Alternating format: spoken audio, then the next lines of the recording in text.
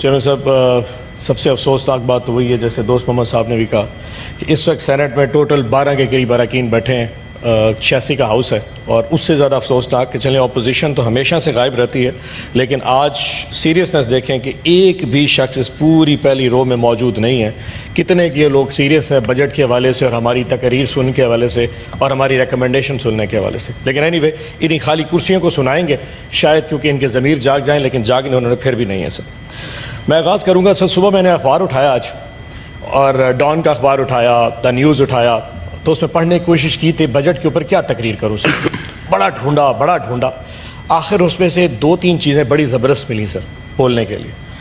سب سے پہلے جو مجھے ملا کہ صحت کے لیے حکومت نے هو الشافی کا درس، خوراک کے لیے واللہ خیر الرازقین کا وظیفہ، اور تعلیم کے لیے رب زدنی علما کا وظیفہ مقرر اور مختص کیا ہے، اور عوام سے درخواست کی ہے کہ وظیفہ ذرا زور سے پڑھا کریں تاکہ آپ کے یہ جو معاملات زندگی ٹھیک ہو سکے، ورنہ ان تینوں کے لیے اس گورنمنٹ نے کچھ بھی مختص نہیں کیا۔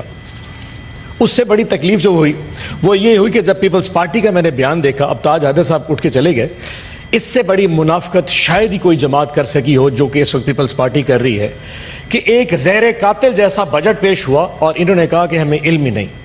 فائنانس اسٹینڈنگ کمیٹی کی چیئرمین شپ پیپلز پارٹی کے پاس ہے، بلاول بھٹو زرداری صاحب کل بجٹ میں موجود تھے، ساری پیپلز پارٹی موجود تھی، ساری بجٹ میں ریکمنڈیشنز اپنی مرضی کی ڈال کے اینڈ پہ کہتے ہیں کہ ہم اس میں شامل نہیں ہیں۔ اس زہر قاتل بجٹ میں پاکستان پیپلز پارٹی پوری طرح شریک مجرم ہے، شریک جرم ہے، اور آپ جو عوام کا یہ جو قتل عام آج سے شروع ہوگا، معاشی قتل عام، اس کے جو دھبے ہیں وہ پیپلز پارٹی کے داغ پہ بھی لگیں گے، آپ تقریروں سے بچ نہیں سکتے۔ وہ کہتے ہیں نا، خاموشی بحکم حاکم آئی تھی، پہلے کہا تھا بولیں گے ہم پیپلز پارٹی سٹینڈ لے گی، پھر اوپر سے حکم صادر ہوا کہ جاؤ اجلاس میں بیٹھو، اور کل ساری کی ساری پیپلز پارٹی چپ کر کے ہاتھ سامنے رکھ کے اس میں موجود تھی، آپ لوگ بھی اس میں شامل ہیں۔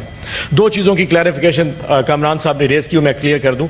اعجاز چوہدری صاحب کے حوالے سے پروڈکشن آرڈر میں بارہا درخواست کرتا ہوں، آج پھر درخواست کروں گا، سر سینٹ کا سیشن ہے لیکن مشکل ہے آپ کے لیے بھی ایشو کرنا، میں پھر بھی یاد کراتا رہوں گا۔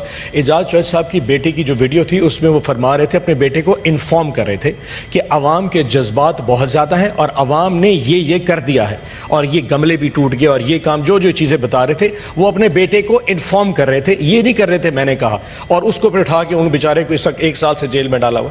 رجیم چینج کی انہوں نے بات کی، وہ بھی کلیئر کر دوں، وہ صرف یہ تھا، ہمیں اعتراض رجیم چینج کا بھی نہیں تھا، ہمیں اعتراض وہ جو ایک منڈی لگائی گئی تھی جس میں 20 سے زیادہ اراکین قومی اسمبلی جو پاکستان تحریک انصاف کے تھے، جن کو 20 کروڑ دے کے پرچیز کر کے ہم سے اٹھا کے سندھ ہاؤس میں رکھا گیا تاکہ ہماری حکومت گرائی جا سکے، صرف امریکہ سرکار کو خوش کرنے کے لیے، ہمیں صرف اس پہ اعتراض تھا۔ چلیں اب بجٹ پہ چلتے ہیں۔ سر بجٹ بڑا ہی زبردست 19 کھرب کا بجٹ ہے سر۔ میں حیران ہوا ایسے صبح سے جتنی تقریر ہے اس میں کسی نے بجٹ کے نمبرز پہ بات نہیں کی، لیکن میں تھوڑا سا نمبرز پہ لے کے چلوں گا۔ 19 کھرب کا بجٹ ہے سر، اور اس میں جو سب سے مزیدار چیز ہے وہ ہے ریونیو کلیکشن، کہ ٹیکسز کتنے ہوں گے سر۔ ٹیکسز کی جو اماؤنٹ دی ہے سر وہ انہوں نے 38% اس سال بڑھا دی ہے، اور 13.5 کھرب روپے کی ٹیکس کلیکشن دکھائی ہے۔ اس 13.5 کھرب میں ٹیکس کلیکشن میں جو ڈائریکٹ ٹیکسیشن ہے سر، جو کہ تنخواہوں میں سے کسی کا کاٹا جائے گا یا انکم ایٹ سورس ڈیڈکشن کی جائے گی، وہ 5.5 کھرب روپے کی ہے۔ مزے کی بات یہ ہے اس کا سب سے زیادہ بوجھ انہوں نے تنخواہ دار طبقے کے اوپر اور مڈل کلاس پہ ڈال دیا۔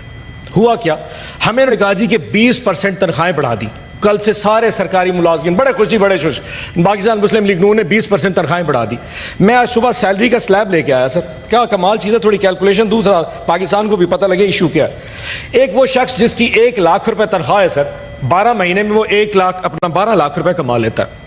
اس سے پہلے وہ ٹیکس دیتا سر 15,000 روپے فکس ٹیکس تھا، اور 12.5% کے حساب سے وہ ٹیکس دیتا تھا، جو کہ 1.5 لاکھ بنتا ہے۔ 1.5 لاکھ جمع 15,000، 1,65,000 ٹیکس ڈیڈکٹ کرتا تھا۔ اس دفعہ حکومت نے کیا کیا، انہوں نے فوری طور پہ ٹیکس بڑھا کے اس کو اب 12.5% تھا اس کو 15% کر دیا، جو کہ اب بنتا ہے 1.5 لاکھ روپیہ، 1,80,000 روپیہ، اور فکس ٹیکس کر دیا 30,000 ہے، یہ ہو گئے 2,10,000 روپے۔ سو اس سے پچھلے سال میں وہ ٹیکس دیتا تھا 1,65,000، اب ٹیکس دے گا 2,10,000، فرق آ گیا صرف 45,000 کا۔ انہوں نے کہا جی ہم نے 20% تنخواہیں بڑھا دی. 20% تنخواہیں بیسک پے پہ بڑھتی ہے. جس کی 1 لاکھ تنخواہ ہوتی ہے اس کی بیسک پے 30,000 سے 35,000 روپے ہوتی ہے.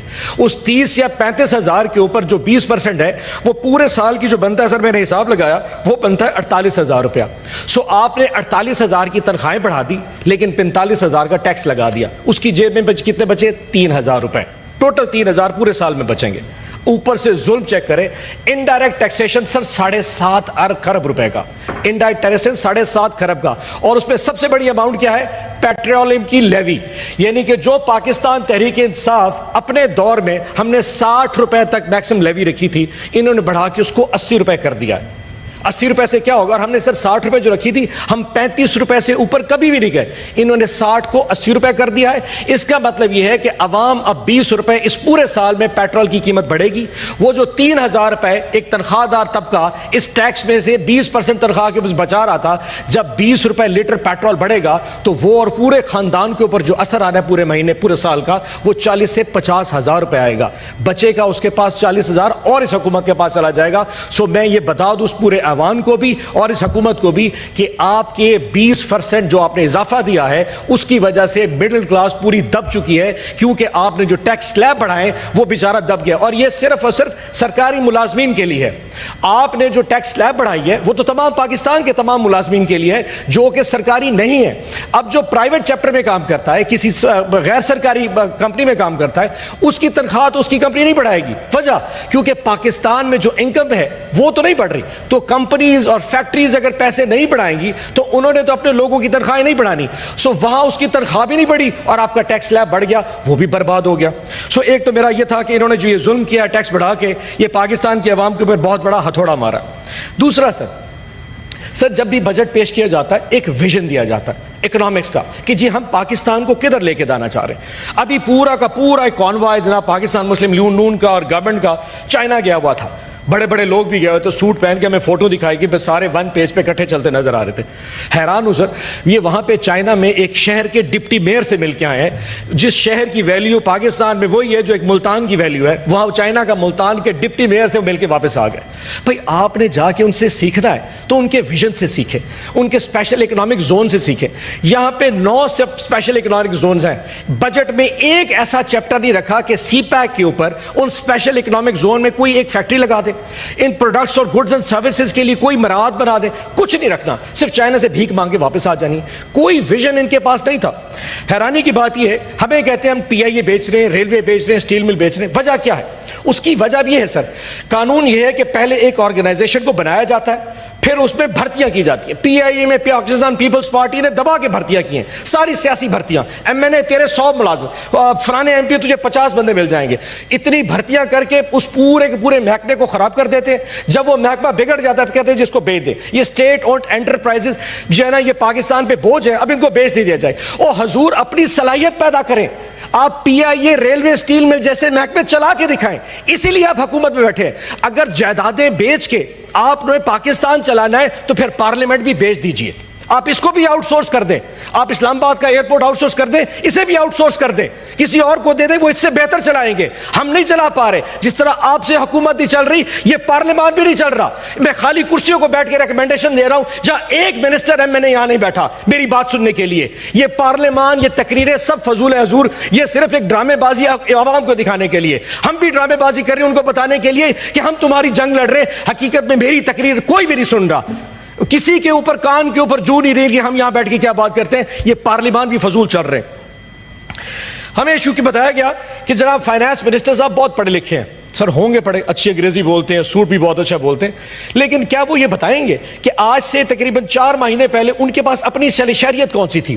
ہمارے تو پاسپورٹ کینسل کر دیتے ہیں نا جی, کہ جی پاسپورٹ کینسل ہے. آپ سارے کے سارے, کیونکہ جو لوگ جا کے اسائلم سیکر انگلینڈ, امریکہ, آسٹریلیا جا رہے ہیں, ان کے پاسپورٹ کینسل کر دو. یہ دوسری شہریت نہیں رکھ سکتے. صاحب بہادر خود ہالینڈ سے واپس آئے ہیں, ان کے پاس دوہری شہریت ہالینڈ کی تھی. مارچ میں انہوں نے ہالینڈ کی شہریت چھوڑی ہے اور پاکستان کے وزیر خزانہ بن چکے. بھئی ہالینڈ کے شخص کو کیا پتا کہ کاموکی میں کیا مسئلہ ہے, اس کو کیا پتا راجن پور کی تحصیل جام پور میں کیا مسئلہ چل رہا ہے. وہ بیٹھ کے اسلام آباد ٹھنڈے آفس میں سوٹ پہن بیٹھ کے آتا ہے میں نے بہت اسٹرکچرل ریفارمز کر دی ہیں. تمہیں کیا پتا ہالینڈ کی تکلیفیں اپنے برداشت کرو گے یا ہمارے یہاں پاکستان کی تکلیفیں بتائیں. امپورٹڈ ایک فائنانس منسٹر ہم پہ نافذ کر دیا جس کو پتا کک نہیں ہے, اور ملا ان کو بھی جہیز میں. جب یہ سارے اکیلے ملتے مجھے بھی کہتے یہ پتہ نہیں کیا ظالم دو چیزیں میں تحفے میں دے دی ہیں, ایک وزیر داخلہ ایک وزیر خزانہ. لیکن حضور اب برداشت کیجئے گا. اگلا سر ہمیں کہتے ہیں جی 3.5% کا گروتھ. بھئی ہمارے دور میں 6% پہ مگر کامران صاحب آپ کے لیے ہمارے دور میں 6% کا گروتھ تھا جب حکومت چلا رہے تھے, جب آپ ریجیم چینج لے کے آئے. آج 3.5% کے اوپر ساری کی ساری گورنمنٹ بڑے تبلے بجا رہی ہے جی بڑی گروتھ ہوگی. 3.5% تو شاید اس ٹائم مالدیپ اتنا سا جزیرہ ہے اس کی گروتھ بھی اس سے زیادہ ہوگی جس کے پاس ٹورزم کے علاوہ کچھ نہیں ہے. بنگلہ دیش, نیپال, بھوٹان, پورے اس وقت ایشین کنٹریز میں سب سے کم گروتھ پاکستان کی ہے کیونکہ یہاں پہ نااہل لوگ ہم پہ نافذ کر دیے گئے ہیں. مزے کی بات جب ان سے ایگریکلچر کا ٹائم تو ہو گیا سر 20 منٹ تو میں بولوں گا ضرور, اور تو کچھ ہے کوئی نہیں. 20 منٹ آپ انجوائے کریں سر, بہت بول لیجیے 20 منٹ سر. اچھا سر 5-7 منٹ اور جی جی جی. ایگریکلچر کے لیے سے سوال پوچھا, ایگریکلچر کے لیے سوال پوچھا تو ہمیں کہتے ہیں جی 2% ایگریکلچر کے لیے رکھا ہے, یعنی کہ پورے پاکستان کی اکانومی 70% کسان پاکستان میں بنتا ہے, اس کے لیے صرف 2%. 15 ارب روپے کا بجٹ پورے پاکستان کی زراعت کے لیے رکھ دیا گیا ہے. جناب آپ نے گندم نہیں لینی مت لیجئے, آپ 4000 پہ گندم نہیں لے سکتے, آپ پاس ایریت نہیں ہے. آپ نے آج 2500 میں ہماری گندم برباد کر کے پاکستان کی پنجاب کی گندم برباد کر دی ہے. ہماری دھانچ کی قیمت اس وقت 4000 پہ دھانچ کوئی نہیں لے سکتا. ہماری مکئی 1500 روپے رل رہی ہے, اور آپ نے 15 ارب روپے زراعت کے لیے رکھے. جس ملک میں جس چیز کی اسپیشلٹی ہوتی ہے اس کے لیے پیسے رکھے جاتے ہیں, آپ نے زراعت کو برباد کر دیا, 15 ارب رکھ دیے. ظلم چیک کریں سر, ہیلتھ سیکٹر میں ایک چیز ہوتی ہے ایکٹیو فارماسیوٹیکل انگریڈینٹس, یعنی کہ وہ دوائیوں میں جو زراعت ڈالے جاتے ہیں جس سے دوائیاں بنتی ہیں اس پہ 18% GST لگا دیا. دوائیاں حضور میں اور آپ نہیں کھاتے, دوائیاں غریب لوگ کھاتے ہیں. آپ کی میری دوائی تو مفت ہے, ہم باہر جائیں گے فارمیسی سے مفت لے کے آئیں گے. ابھی پمس میں میرا آپ کا علاج بھی مفت ہے, ملتان نشتر میرا بھی مفت ہوگا. جو غریب نے جا کے دوائی میڈیکل سے لینی ہے آج 18% ٹیکس لگا دیا ہیلتھ کے اوپر. وہ ہیلتھ تو پرتعیش نہیں تھا, یہ کوئی لگژری آئٹم نہیں ہے, ٹیکس لگا کے اس پہ چھوڑ دیا. جنوبی پنجاب کا میں بار بار روتا ہوں, شکر کرے گیلانی صاحب نہیں بیٹھے آج ورنہ میرا مائک پھر بند کر دینا تھا. جنوبی پنجاب کے میں پٹ ڈالتا ہوں, ابھی تو آیا نہیں ہے بجٹ, کل پنجاب کا آ جائے گا. میں نے ابھی فگر دیکھی ہے جی حضور 12 اضلاع ہیں ہمارے جنوبی پنجاب کے, اور تقریباً 4 کروڑ لوگ ان 12 اضلاع میں رہتے ہیں. پورے لاہور میں 1 کروڑ 20 لاکھ لوگ ہیں. لاہور کا اینول ڈیولپمنٹ پروگرام جو پنجاب گورنمنٹ دینے جا رہی ہے, انہوں نے 31 ارب روپیہ ایک لاہور شہر کے لیے رکھا, اور 61 ارب روپیہ پورے لاہور کا رکھا, اور پورے جنوبی پنجاب کے 12 اضلاع کے 4 کروڑ لوگوں کے لیے صرف 33 ارب کا اینول ڈیولپمنٹ پلان. میں بار بار جنوبی پنجاب کے صوبے کی بات اس لیے کرتا ہوں, آپ تو خود بلوچستان سے ہیں. یہ ظلم ہوتا ہے ایسی جگہ پہ جہاں NFC ایوارڈ دیے جاتے ہیں. اس ملک میں سب سے بڑا ظلم NFC ایوارڈ تھا کہ جی صوبوں کو پیسے اٹھا کے دے دی, کیونکہ صوبوں میں ان کی حکومت ہے, ان کی ٹیریٹریز ہے, صوبے انہوں نے بننے نہیں دینے. اب اس ٹائپ کو 2000 یعنی کہ 2 خرب صوبوں کو مل گیا. پنجاب کے پاس پیسہ, سر بات تو سن لیں, پنجاب میں جب پیسہ گیا ہے اب اس کی بندر بانٹ ہوگی. زیادہ ہو گئے, آپ نے کہا صرف 2 منٹ. سر حضور 15 منٹ ویسے روٹین میں سارے بات کرتے ہیں, آج آدھا گھنٹہ لوگوں نے بات کی ہے. عرفان صدیقی صاحب سر آپ کے 40 منٹ بات کر گئے. اچھا چلے سدال صاحب ذرا ہاتھ کھولا رکھیں. وہ جو ہے پاکستانی لیڈر, مزے کی بات میں تھوڑی سی بتا دوں, انہوں نے اور کیا تکلیف کر دی. 1.5 کھرب روپیہ رکھا ہے ڈیولپمنٹ فنڈ. 1.5 کھرب کا مطلب سمجھتے ہیں سر, یعنی کہ ہم اپنے MNS کو 1.5 کھرب دیں گے تاکہ سڑکیں, نالیاں اور گلیاں بنا دیں. اس میں مزیدار پتہ کیا ہوتا ہے سر, اس کے 2 فائدے. ایک تو آپ کو ووٹ ملتا ہے کہ جن لوگوں نے مجھے ووٹ دیا میں ان کو 1.5 کھرب روپے بانٹ دوں, جس کا کوئی فائدہ نہیں ہے. لیکن اس سے بڑی چیز اور ہوتی ہے کمیشن. چیئرمین صاحب آپ بھی جانتے ہیں اور میں بھی جانتا ہوں, ہم اس کو چھپا نہیں رکھتے. یہ جو ڈیولپمنٹ فنڈز ہے یہ کرپشن کی بہت بڑی کہانی ہے.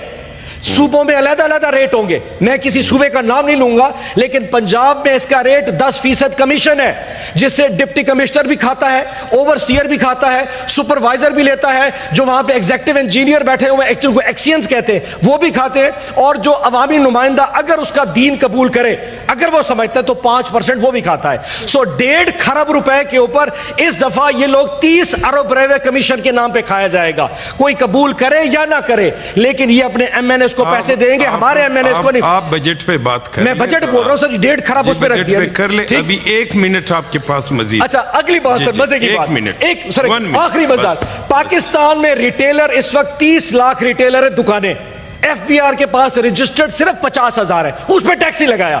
بھئی 30 لاکھ دکان والا پیسہ بنا رہا ہے. آپ کو پتا ہے FBR میں رجسٹرڈ جو سنارا ہے وہ صرف 5,000 ہے, اور اس نے اپنی آمدنی پورے پاکستان میں جب کسی سے پوچھے کہتا ہے جی میں تو 50,000 روپے کیوں لاتا ہوں. پاکستان کا سنارا 5,000 روپے مہینہ کماتا ہے, اس کو ٹیکس نہیں کرنا کیونکہ ووٹ بینک متاثر ہوگا. زراعت میں پیسے, سر بات تو سر سب نے 30 منٹ بات کی, میں تو ٹیکسیشن میں بات کر رہا ہوں. سب سے زیادہ بات آپ نے, سر ذرا 2 منٹ آپ رکیں, ورنہ سر کسی کو تقریر جی جی شکریہ جی, جی شکریہ جی. سینیٹر ضمیر گومرو صاحب. جی جی جی جی جی میں دے دوں گا سر, میں دے دوں گا. جی جی جی جی جی میری باری ہے سر. اپنا اللہ صاحب, اپنا اللہ آپ کو ٹائم دے, میں دے رہا ہوں, پورا ضمیر گومرو صاحب, ضمیر گومرو صاحب.